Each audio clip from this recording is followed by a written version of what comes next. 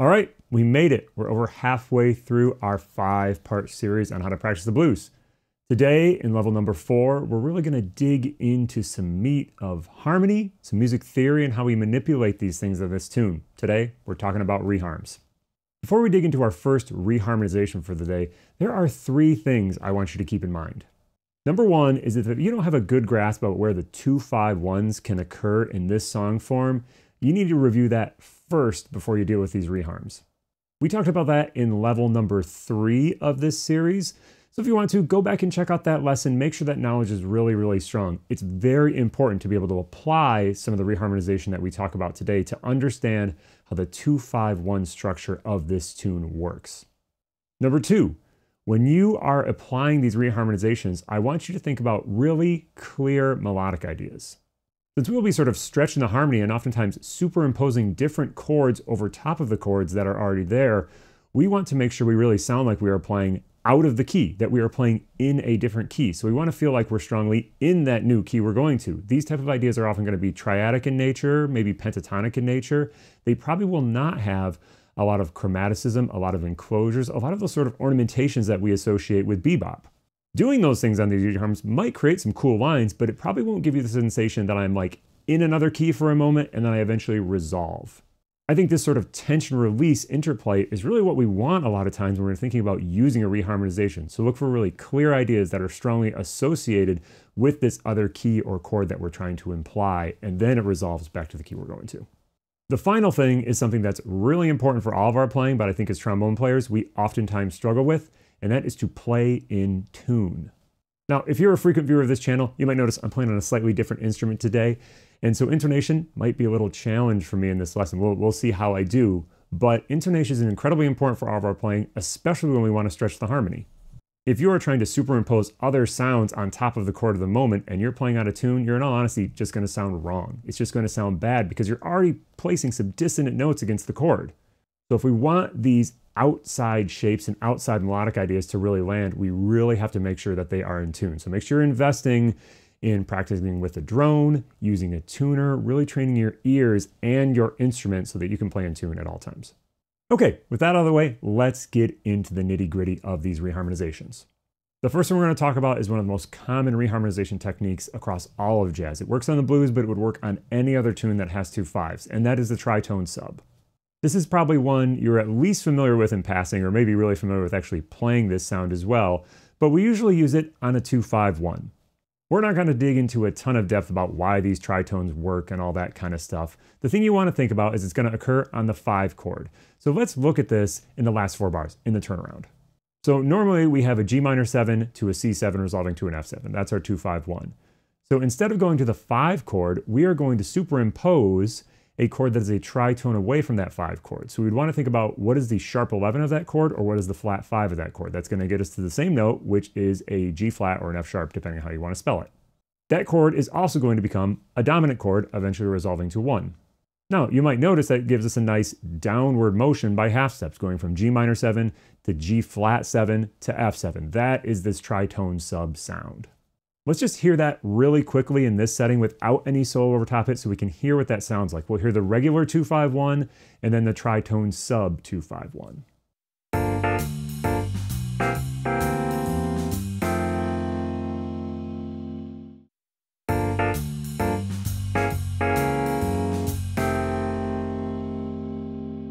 Cool. It's very likely that that doesn't sound too dissonant to your ear, and it probably won't. These are just part and parcel of playing jazz. They're all over the place, so I think our ears are pretty accustomed to hearing them, and we don't really hear them almost as a substitution. They're just part of the jazz language.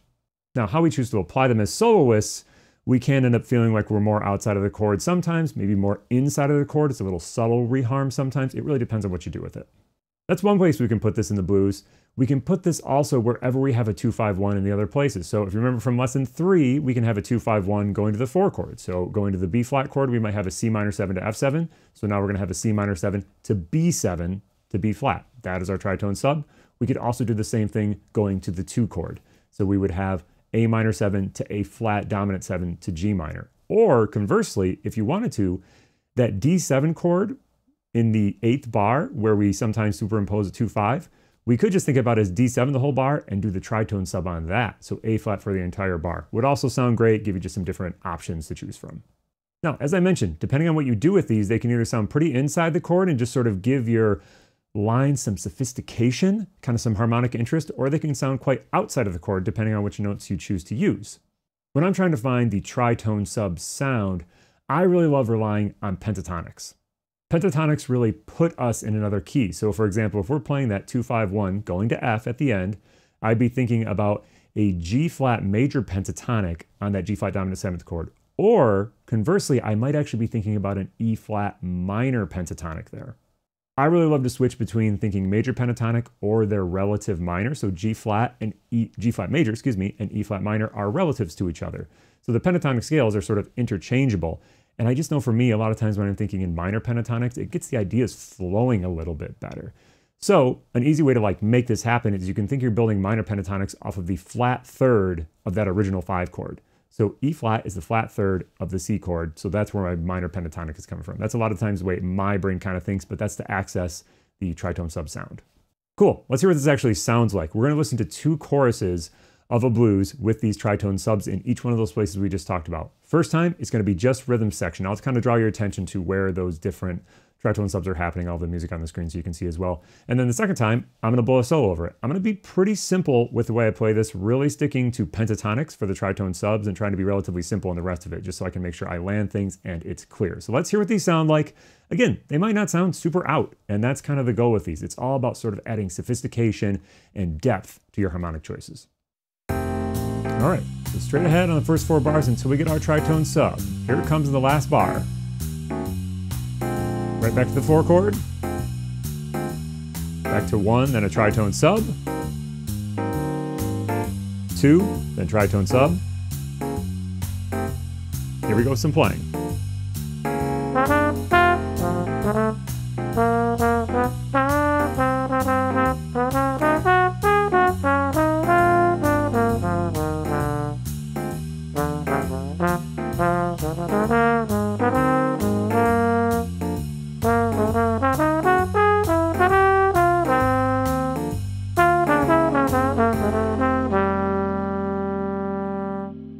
That substitution works anywhere. Anywhere you have a 2-5 is going to be great. Let's talk about a couple that are a little more specific to the blues. The first one we're going to look at deals with just the first 4 measures of this song form. So normally we'd have a 1 chord going to a 4 chord, going to a 1, and then maybe a 2-5-1 going to 4. We've talked about that at length over this series. Now, instead, we're going to superimpose descending dominant 7th chords in whole steps. Now, if we look at this, we'll listen to it in a moment, but we can see that 4th measure becomes a B7 chord. If we think about our tritone sub, it's the same thing. We get that B7 resolving down a half step. So this kind of has a nice forward momentum in the harmony because it sort of connects with those tritone subs. If you want to hear this in a real deal tune and not just in a lesson or sort of an exercise like we're doing today, you can check out the Marshall Jokes album, Waiting to Continue. The tune is The Usual. This is a blues, and it's all over the place in this tune. It's actually part of the tune. It's part of the melody of this tune to use these descending dominant chords like this. But it's a great place to just kind of hear what he does with this idea.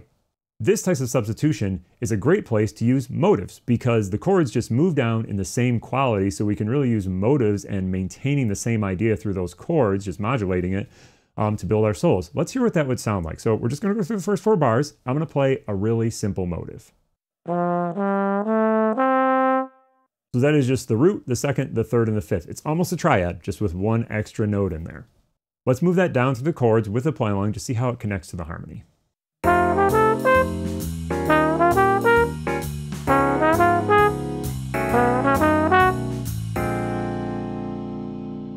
Now rhythmically, that was a little dry. We get through the motive, but it's not really super compelling. So what we got to do is we think, how can we change these simple motives to make them a little more swinging, make them a little more melodically interesting?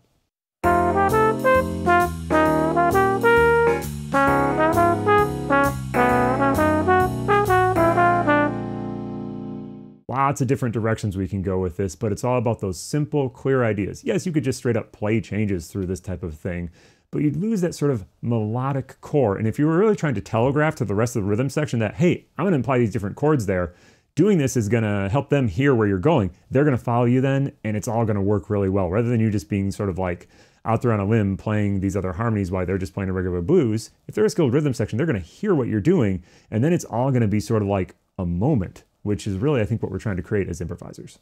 All right, our third and final reharm that we're going to talk about today is a real classic one, and that is the so-called bird blues. This is the re-harmonization that Charlie Parker wrote for his tune, Blues for Alice. The tune is in F. That's why we've been working in F today, because I knew I was going to use this tune as an example. There's a lot of stuff going on in this tune. We're not going to get into all the nitty-gritty of it today. We'll just kind of cover the main points so that we can use them in our re-harmonization efforts. So if we look at the changes, you're going to see there's a ton more chords here than a regular blues. However, it's all 2/5s. That's what you want to look for. So if we label some of this stuff with a little analysis, you can see getting into the second phrase, the 3 bars previous to it are a bunch of 2/5s. It's 2/5, 2/5, 2/5, each leading to the next chord. Or we could think about those things all working together. For example, the D minor to G7 to C minor to F7 could all be a 3-6-2-5 leading to B flat. The second section is where I really want to draw your attention to. And in the second phrase, we start on B flat, like we normally would for F blues, but then we have these descending 2/5s. So the B flat dominant chord becomes B flat minor, that becomes the 2 chord, and then we have 2/5, 2/5, 2/5, so on and so forth, descending chromatically, eventually resolving to that G minor 7 chord in the last phrase. That second phrase is what we're going to pull out and see if we can apply on some other tunes. So let's hear this. Again, we're going to go one chorus with just rhythm section, and then one chorus where I'm going to play a little solo over it, so you can hear how a soloistic line might fit over some of these 2/5s. All right, let's listen for all those 2/5-1s. To the 4 chord, now we're descending 2/5s. And just a straight up turnaround. Cool, let's try it with some blowing.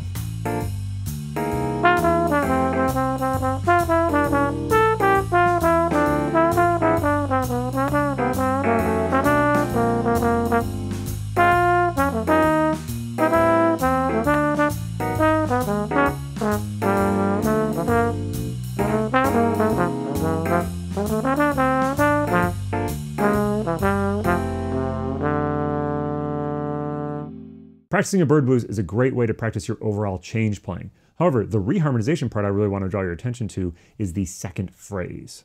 This is the one where we have these chromatically descending 2/5s. This is a great idea where you can just chop that out and stick it in anywhere, or any second phrase I should say, on the blues. Again, if you're playing with a skilled rhythm section, they're hopefully going to hear you and go along with you. But even if you weren't, if you're playing strong melodies, there's going to be some crunchiness in there as you're playing against the chords that the rhythm section are playing, which will be good. It will eventually resolve if you do it all in a nice melodic way, which will give that nice tension release that we're looking for. Let's look at just one quick example of this before we get out of here for today. The concept is the same as when we were doing the descending dominant chords. Simple, clear motives and moving them down chromatically. You could do 2/5-1 licks, you could do just little triad shapes, but simple motives that you're kind of moving down and manipulating the rhythm to make sure the rhythm is interesting, I think is the path to success on this sort of thing. Again, we're going to take a simple motive. It's going to sound like this. And we're going to move it down chromatically. I'll go once with it just strictly the motive, just like we did when we were doing the descending dominant chords. And then once where I vary the rhythm, hopefully make it feel a little bit more musical.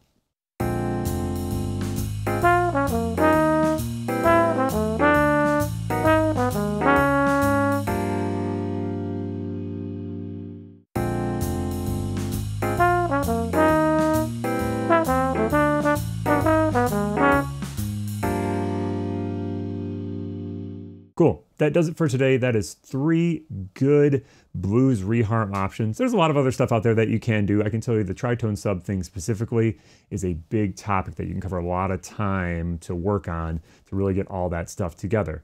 The last thing I'll leave you with is remember, more reharms doesn't equal a better solo. We've got to make sure that these sort of musical gestures don't sort of like clog up the works of building a nice sounding melody. They're just alternate paths to take when you are building this melody. It's easy for them to like sort of clog up the works in your brain, and suddenly you're just trying to worry about playing a bunch of eighth notes to sort of satisfying checkbox, I hit a tritone sub, I must be a good soloist. It doesn't really work that way. If the tritone sub is not serving your melody, not serving to communicate with the other musicians, with the audience, to create tension and release, you got to really ask yourself, why are you doing it? So make sure you think about these reharms as other options, as other paths to go, not necessarily as like the path you have to go once you achieve the ability to play changes with conventional chords. They should add, as I said, sophistication, maybe a little bit of complexity, a little bit of tension that then resolves to your solos, not just be something you do just to like, show off to your jazz musician friends or be sort of quote unquote hip.